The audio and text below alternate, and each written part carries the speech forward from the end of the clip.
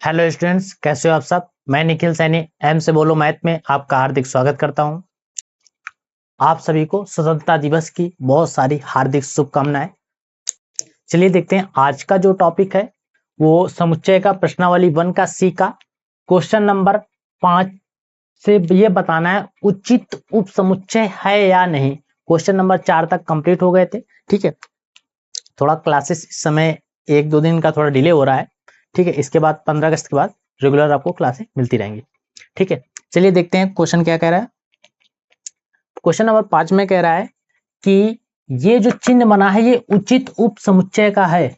इसमें कह रहा है कि उचित उपसमुच्चय ये है कि नहीं है। अगर उचित उपसमुच्चय है तो ये साइन लगाना है, नहीं है तो ये साइन, ये डज नॉट लगाना है। ठीक है, इसमें कह रहा है 2 3 4, तो क्या 2 3 4 इसमें है, 2 3 4 है, लेकिन उचित उपसमुच्चय ये कहता है कि समुच्चय ए के सारे अवयव समुच्चय बी में उपस्थित हों, किंतु समुच्चय बी में कम से कम एक ऐसा अवयव हो जो समुच्चय ए में ना हो। देखो 2 3 4 है, 2 3 4 है, इसमें देखो एक्स्ट्रा अवयव है कि नहीं है, तो ये इसका उचित उपसमुच्चय हो जाएगा। ठीक है, नेक्स्ट देखते हैं एबीसी। एबीसी इसमें है क्या, केवल सी बार, तो ये इसका उचित उपसमुच्चय नहीं होगा। अब देखिए तीसरा नंबर, एक्स दैट एक्स आपके विद्यालय की कक्षा 11 का भी एक विद्यार्थी है। अच्छा बताओ, जब विद्यालय में 11 का एक विद्यार्थी है, कक्षा 11, फिर इसमें कह रहा है समुच्चय बी में कि आपके विद्यालय का एक विद्यार्थी है, तो जो कक्षा 11वीं की क्लास आएगी वो तुम्हारे विद्यालय के अंदर ही तो आएगी। तो और भी कक्षाएं तो हैं, केवल 11 की क्लास तो नहीं है, और भी तो कक्षाएं हैं, तो और भी कक्षाएं यानी एक्स्ट्रा अवयव भी हैं, तो ये इसका उचित उपसमुच्चय हो जाएगा, क्योंकि 11 तो इसमें आएगा ही ना, क्योंकि विद्यालय का एक विद्यार्थी है तो कक्षा 11 का ही विद्यालय में ही तो क्लास लगेगी, बाहर थोड़ी लगेगी विद्यालय के, तो यानी और भी कक्षाएं तो होंगी, इसमें और भी विद्यार्थी होंगे। ठीक है, तो ये इसका उचित उपसमुच्चय हो जाएगा। चौथा कह रहा है किसी समतल में स्थित एक वृत्त है, तो एक वृत्त, इसमें कह रहा है एक समान समतल में वृत्त जिसकी त्रिज्या 1 इकाई है। अच्छा, इसमें कह रहा वृत्त, तो जरूरी थोड़ी है कि इसकी त्रिज्या कह रहा है 1 इकाई है। मान लो एक जैसे वृत्त बना है, अब इसकी त्रिज्या कह रहा है 1 इकाई है, जरूरी थोड़ी कि ये वृत्त हो जाए शायद इसकी त्रिज्या 2 इकाई हो, जरूरी थोड़ी कि 1 इकाई के वृत्त होगा। तो इसके सारे और इसमें कहां उपस्थित है, तो ये उचित उपसमुच्चय नहीं है, क्योंकि वृत्त तो है, इसमें भी वृत्त है, लेकिन इसमें केवल 1 इकाई कह रहा है, 1 त्रिज्या है। अगर ये चीज इधर होती, ये इधर हो जाता, केवल वृत्त के बारे में कहता, तो उसके सारे अवयव उसमें उपस्थित हो जाते।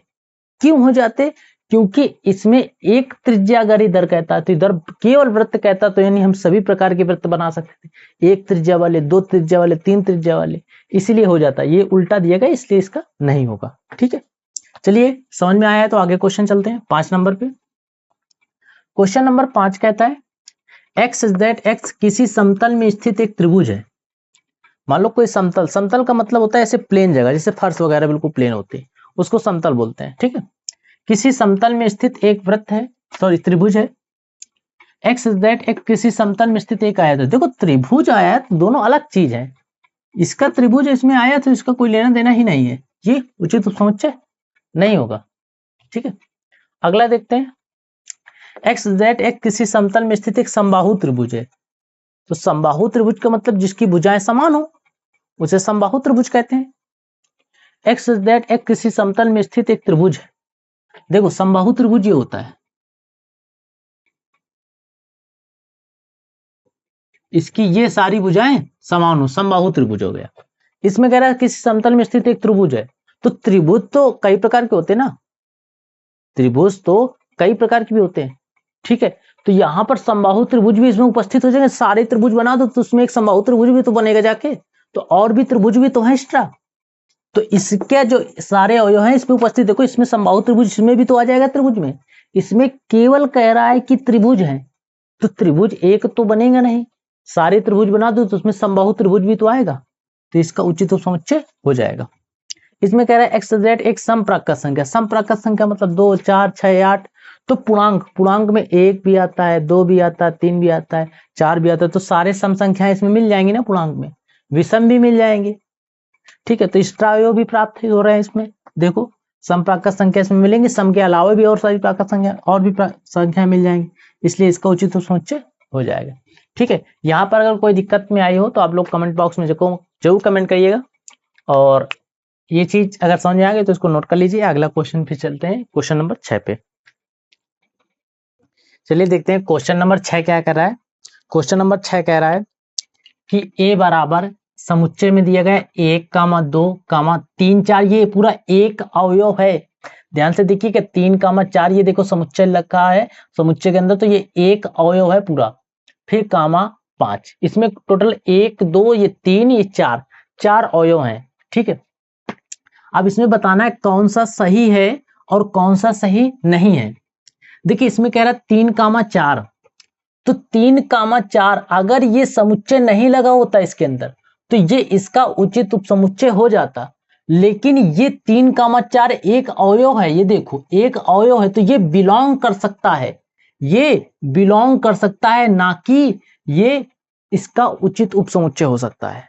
केवल बिलोंग कर सकता है कोई भी अवयव, जैसे इसके अंदर दे दे 1, 2, 3, ठीक है 1, 2, 3 दे दे, इसके कह दे 1, हाँ तो 1 इसको बिलोंग, ए बराबर दे तो 1 इसको बिलोंग कर रहा है, 2 भी इसको बिलोंग कर रहा है, 3 भी इसको बिलोंग कर रहा है, लेकिन इसका समुच्चय थोड़ी हो जाएगा, समुच्चय थोड़ी हो जाएगा इसका, केवल बिलोंग कर रहा है, ये केवल ये बिलोंग कर रहा है, इसका ये समुच्चय नहीं होगा। ठीक है, बात आ गई ना समझ में। चलिए देखते रहिए। ठीक है, आप लोग बहुत जल्दी बंद कर देते हैं वीडियो, पूरा देखते नहीं है, क्वेश्चन कुछ ही बहुत क्वेश्चन देखते हैं, समुच्चय देख के आप लोग डरने लगते हैं। ठीक है, मंजिल मिले या न मिले वो अलग बात है, लेकिन आप मेहनत भी ना करें ये गलत बात है। ठीक है, चलिए देखते हैं। 3, 4 तो ये नहीं होगा, ये क्या होगा, उचित उपसमुच्चय नहीं होगा, उचित उपसमुच्चय नहीं होगा। 3, 4 देखो 3, 4 एक अवयव बिलोंग कर रहा है इसको, हाँ इसको बिलोंग कर रहा है, ये सही है, ये सही कह रहा है, क्योंकि समुच्चय लगा हुआ है ना, ये नहीं लगा होता तो ये इसको उचित उपसमुच्चय हो जाता, लेकिन ये समुच्चय के अंदर समुच्चय लगा है इसलिए नहीं होगा। देखो अब यहां पर देखो ये समुच्चय लगा है, ये एक अवयव, तो ये इसको बिलोंग कर जाएगा। ठीक है, हाँ समुच्चय, अच्छा इसमें भी समुच्चय लगा हुआ है, यहां पर ये समुच्चय लगा हुआ है, इसमें एक अवयव देखो, ये अवयव इसको उचित उपसमुच्चय हो जाएगा, हाँ ये हो जाएगा क्योंकि ये समुच्चय के अंदर एक अवयव लिख दिया है, समुच्चय ये देखो अवयव सेम मैच कर रहा है ना, समुच्चय वाला और ये बाहर समुच्चय लगा, तो ये इसका उचित उपसमुच्चय हो जाएगा। ठीक है, एक बिलोंग कर रहा है ए को, हाँ ए के अंदर एक है बिलोंग कर रहा है, बिल्कुल सही है।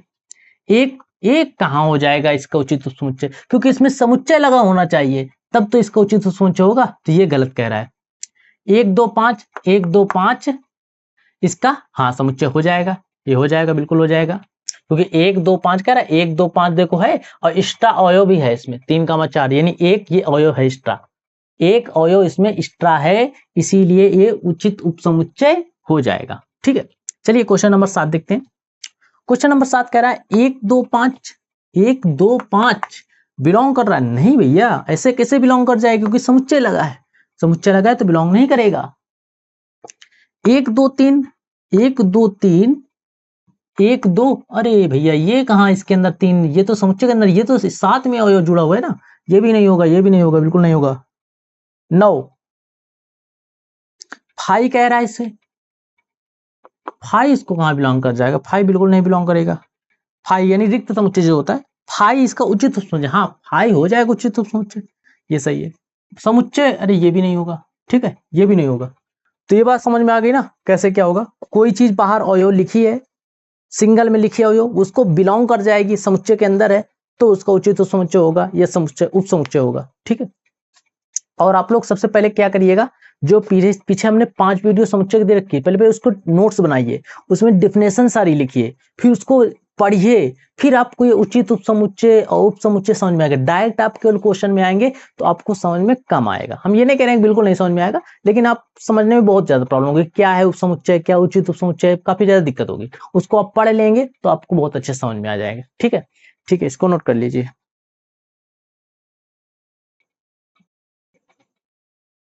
चलिए देखो क्वेश्चन नंबर 7 क्या कह रहा है। क्वेश्चन नंबर 7 कह रहा है उन वास्तविक संख्याओं का समुच्चय लिखो जो समीकरण इतना दिया गया को संतुष्ट करती है। कौन सा वह समुच्चय होगा जो इसको संतुष्ट करती है? तो इसका गुणनखंड कर दो, गुणा करो तो 12 आ जाए, जोड़ दो तो 7 आ जाए। 4 3 12, 4 3 7, 4 3 12, x प्लस 12 बराबर 0, एक्स स्क्वायर 4 का गुणा x में 4x माइनस प्लस माइनस 3 का गुणा x में प्लस 12 बराबर 0। इससे x कॉमन लो इन दोनों से तो x बचेगा, माइनस का 4 बचेगा, माइनस का 3 कॉमन लो तो जो कॉमन लेते हैं उसी का भाग देते हैं। 3 का भाग इसमें देंगे x माइनस प्लस माइनस 3 चौको 12, इसमें भी वही हुआ था, जो कॉमन लिया उसी को भाग दिया। x माइनस 4 सेम है, एक ब्रैकेट में, x माइनस 3 एक ब्रैकेट बराबर 0। तो एक बार x माइनस 4 बराबर 0, एक बार x माइनस 3 बराबर 0। तो x बराबर 1 आ जाएगा 4, 1 आ जाएगा 3, पक्षांतर किया तो प्लस में हो गया। तो इसका समुच्चय क्या हो जाएगा? 3 कामा 4, ये समुच्चय हो जाएगा। ठीक है, ये समुच्चय इसको संतुष्ट करता है, ये इसका आंसर हो जाएगा। ठीक है, क्वेश्चन नंबर 8 क्या कह रहा है? ए कामा बी कामा सी के सभी उप समुच्चय लिखना है। ठीक है, तो इसके सभी उप समुच्चय, हमने तुमको एक फॉर्मूला बताया था, किसी चीज का उप समुच्चय ज्ञात करना है तो 2 की पावर क्या कर देना है? 1 2 3, 3 है, कितने अवयव बनेंगे? टोटल 8 अवयव बनेंगे, टोटल 8 अवयव बनेंगे जाके उप समुच्चय। ठीक है, सॉरी, टोटल 8 उप समुच्चय बनेंगे जाके। तो इसके उप समुच्चय क्या हो जाएंगे? पहले फाई लिखना है, फिर ए बी सी, फिर ए बी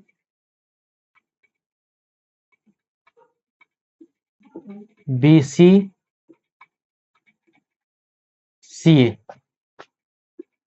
फिर ए कामा बी कामा सी। देख लो 1 2 3 4 5 6 7 8, टोटल 8 बन गए। ठीक है, ये इसका आंसर हो जाएगा। उचित उप समुच्चय कहेंगे तो 7 बनेगा, ये लास्ट वाला नहीं लिखा जाता उचित उप समुच्चय में। ठीक है, क्वेश्चन नंबर कहां तक? 8 तक कंप्लीट हो गया। क्वेश्चन नंबर 9 क्या कह रहा है? 9 भी सिम देख लेते हैं। क्वेश्चन नंबर 9 कह रहा है 9, क्वेश्चन नंबर निम्नलिखित समुच्चय के सभी उप समुच्चय लिखिए। देखो इसके सभी के उप समुच्चय ही लिखना है। पहला नंबर दिया गया है ए, पहला नंबर ए दिया गया है, इसका भी उप समुच्चय लिखना है। जैसे उप समुच्चय ये लिखना है ना, इसका भी उप समुच्चय लिखना है ए के। तो ए के उप समुच्चय 5 होगा ए, बस। दूसरा क्या कह रहा है? क्वेश्चन नंबर दूसरा क्या कह रहा है? दूसरा कह रहा है ए कामा बी, ए कामा बी। इसके कह रहा है सारे उप समुच्चय लिखो। इसके उप समुच्चय क्या हो जाएंगे? 5 ए बी और ए बी। ठीक है, इसके उप समुच्चय हो जाएंगे। तीसरा नंबर क्या कह रहा है? क्वेश्चन नंबर तीसरा कह रहा है 1 2 3। क्वेश्चन नंबर तीसरा कह रहा है 1 2 3, 1 2 3 तो ऐसे हो जाएगा जैसे ये ऊपर वाला। देखो सेम करके दिखाते हैं, 1 2 3 बिल्कुल सेम क्वेश्चन है। 5 पहले, 5 हमारा रिक्त समुच्चय है, फिर 1 लिखना है, फिर 2 लिखना है, फिर 3 लिखना है, फिर 1 2, फिर 2 3, फिर 3 1, फिर 1 2 3। ठीक है, ये लिखने हैं। फिर अगला क्वेश्चन क्या कह रहा है? 5। अगला क्वेश्चन कह रहा है 5, चौथा नंबर। ठीक है, चौथा नंबर क्या है? 5। 5 का उप समुच्चय क्या हो जाएगा? 5 हो जाएगा, ये इसका आंसर हो जाएगा। ठीक है, 5 का उप समुच्चय 5। ठीक है, तुम लोग ये लाइन में कितना आंसर लिखना। ठीक है, हमने ऐसे लिख दिया, आंसर लिखना है। ठीक है, 9 नंबर तक क्वेश्चन कंप्लीट हो गया ना। चलिए देखते हैं क्वेश्चन नंबर 10 क्या कह रहा है। क्वेश्चन नंबर 10 कहता है P ऑफ A के कितने अवयव हैं यदि A बराबर 5। तो देखो P ऑफ A का मतलब होता है घात समुच्चय, इसको कहते हैं घात समुच्चय। आप पिछले वीडियो में जाइए, उसमें हमने लिखाया है कि घात समुच्चय क्या होता है और अच्छे से समझाया भी है। ठीक है, पहले उसको पढ़िए फिर उसके बाद इसको समझिए। P ऑफ A के कितने अवयव हैं यदि A बराबर, तो इसके उप समुच्चय कितने होंगे? 5। 5 का उप समुच्चय 5, यानी एक ही तो होगा उस समुच्चय, तो घात समुच्चय कितना हो जाएगा? घात समुच्चय कितना हो जाएगा 1, ये 1 इसका आंसर हो जाएगा। ठीक है, 1 इसका आंसर हो जाएगा। 11 नंबर क्वेश्चन देखते हैं। 11 नंबर क्वेश्चन में क्या कह रहा है कि निम्नलिखित को अंतराल रूप में लिखिए। अंतराल रूप में देखो क्वेश्चन नंबर 11 क्या कह रहा है, देखते हैं। क्वेश्चन नंबर 11 कह रहा है कि निम्नलिखित को अंतराल रूप में लिखिए। इसको अंतराल रूप में लिखना है, अंतराल रूप में लिखो। पहला नंबर क्वेश्चन दिया गया है x is that x belongs to R, कामा 0 छोटा है या बराबर x से, छोटा है 7 से। दूसरा नंबर क्वेश्चन दिया गया है x is that x belongs to R, 3 छोटा है x से, छोटा है बराबर 4 से। ठीक, इसमें कह रहा है अंतराल। देखो अंतराल दो प्रकार के होते हैं,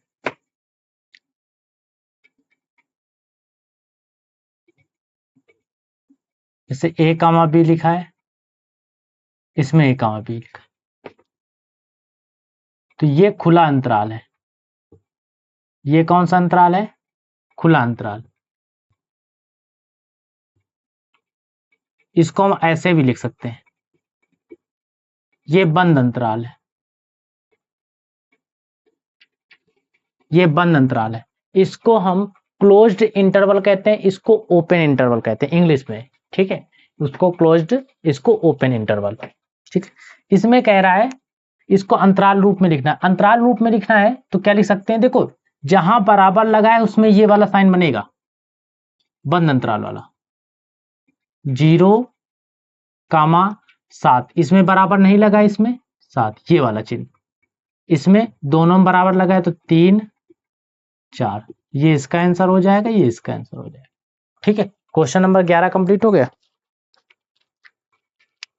क्वेश्चन नंबर 12 में कह रहा है समुच्चय निर्माण रूप में लिखो। 12 नंबर भी कर लेते हैं। क्वेश्चन नंबर 12 कह रहा है समुच्चय निर्माण रूप में लिखो। समुच्चय निर्माण रूप में लिखो। ठीक है, पहला नंबर क्वेश्चन कह रहा है 6 कामा 12।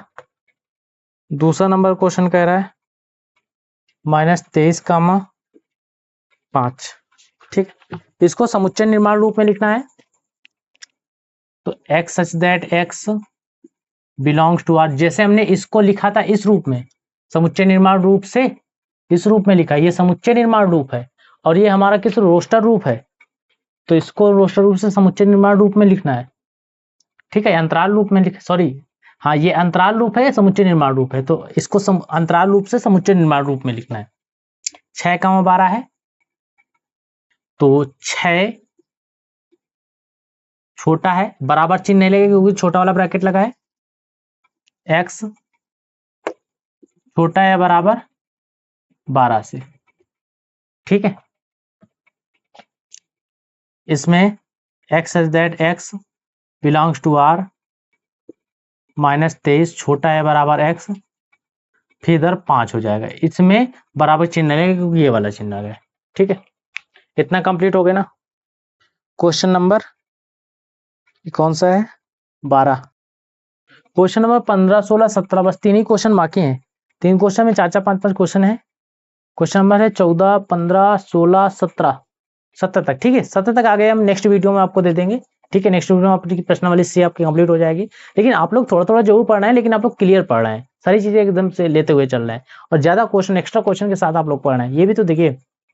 ठीक है, तो आज की क्लास हम यहीं पर समाप्त करते हैं। आपको यदि वीडियोस पसंद आए हो तो चैनल को लाइक सब्सक्राइब और शेयर जरूर करिएगा।